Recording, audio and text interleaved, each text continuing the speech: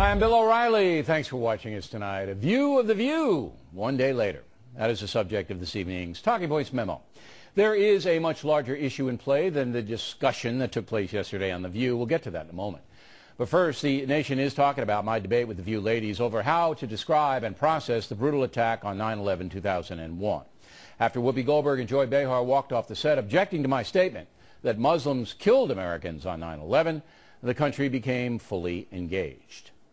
Everybody's talking about making the Palestinians and the Israelis sit down and talk in the Middle East.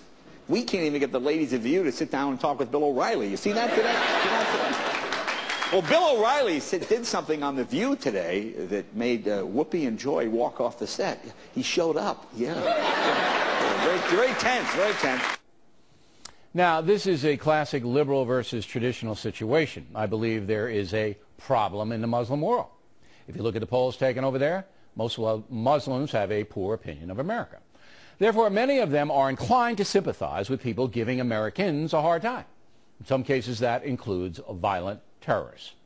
Right now, the United States is fighting Muslims in Afghanistan, in Iraq, in Pakistan, and we could be fighting Muslims in Iran if they don't stop causing trouble in that country. In addition, the whole world fears Muslim terrorists will murder people in their respective countries. The entire world is concerned about that. So while Ms. Goldberg and Ms. Behar may be offended that I did not use the words Muslim terrorists in describing the 9/11 attack, the truth is there is bitter conflict between the Muslim world and the West. Cliff May, who works for the Foundation for Defense of Democracies, issued this statement about the View situation. Quote, O'Reilly says it's inappropriate to build the mosque near the World Trade Center site because thousands of people were killed there in the name of Islam. Two of the women hosts of The View walk off in disgust at this assertion. This is all part of the continuing, rather successful effort to try to completely sever the connection between terrorism and Islam, unquote. Now, Mr. May's analysis is perceptive. The question then becomes why? Why do liberals want to sever the connection between terrorism and Islam? Part of the reason, I think, is that far-left people have always believed it is partially America's fault that some Muslims hate us, that we have exploited the world and we are getting what we deserve. That's the Reverend Right Ward Churchill point of view.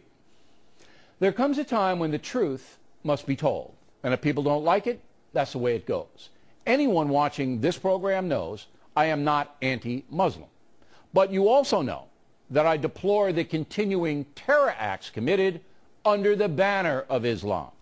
Again, if moderate Muslims would ally with the USA, the jihad could not exist. But that obviously has not happened. And that's